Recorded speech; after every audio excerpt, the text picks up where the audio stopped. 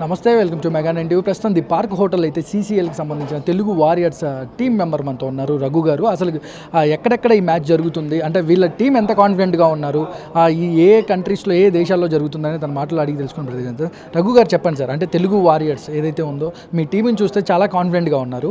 ఇది దేశాల్లో కాదు, మన దేశంలోనే జరుగుతున్నాయి. మొత్తం ఫైనల్స్ వరకు ఇక్కడే జరుగుతుంది. ఫస్ట్ మ్యాచ్ ఏమో బెంగళూరు టీంతో కర్ణాటక బుల్డోజర్స్ వాళ్ళతో జరగబోతుంది. The best match of the tournament ఫస్టే జరిగిపోతుంది. ఇది ఫస్ట్ టైం సీసీఎల్ హిస్టరీలో. నైస్ ఆ మ్యాచ్ మా ప్రాక్టీస్ బాగా జరుగుతుంది. ఫస్ట్ ఆఫ్ ఆల్ ఆ మ్యాచ్ ఎట్టి బస్సులో గెలిచి తీరుతాం. సో ప్రతి ఇయర్ కన్నా ఈ ఇయర్ కొంచెం ఏంటంటే కొంచెం ఎక్కువ ప్రాక్టీస్ చేసాం. మెయిన్ థింగ్ అది. ప్రతి ఒక్కడు ఫిట్గానే ఉన్నాడు. అది ఫస్ట్ మ్యాచ్. నెక్స్ట్ మన హైదరాబాద్లో జరుగుతుంది. 2 మ్యాచ్లు అక్కడే అనమాట. 14th ఏమో భోజ్పూరితో, 15th ఏమో చెన్నైతో. ఆ నెక్స్ట్ మ్యాచ్ సూరత్లో బెంగాల్ టైగర్స్. ఈ 4 మ్యాచ్ల తర్వాత సెమీస్ ఫైనల్స్. సార్ తెలుగు వారియర్స్లో ఎంతమంది ఆడుతున్నారు సార్ ప్లేయర్స్? ఇంకా ఇది హైదరాబాద్లో 14th, 15th అంటున్నారు. మీరు చూస్తే చాలా కాన్ఫిడెంట్గా ఉన్నారు ఈసారి ఈ గేమ్ కొట్టాలనే. సార్ ప్రాక్టీస్ ఏ విధంగా, అంటే ఎన్ని అవర్స్ ప్రాక్టీస్ చేస్తున్నారు సార్ రోజు? మేము అన్నీ చెప్పాల్సిందేనయ్యి.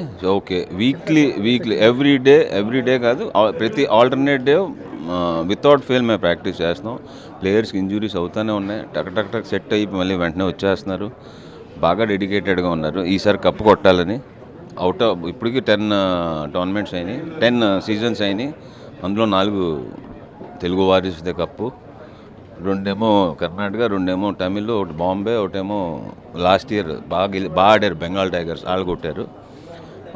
సో మనం 5th కొట్టేస్తే ఓపెన్ అయిపోద్ది అనేసి ఫీలింగ్ అంతే. సార్ రవితేజ్ గారు ఏమైనా వచ్చే అవకాశాలు ఉన్నాయి 14-15 హైదరాబాద్లో చూడడానికి మ్యాచ్?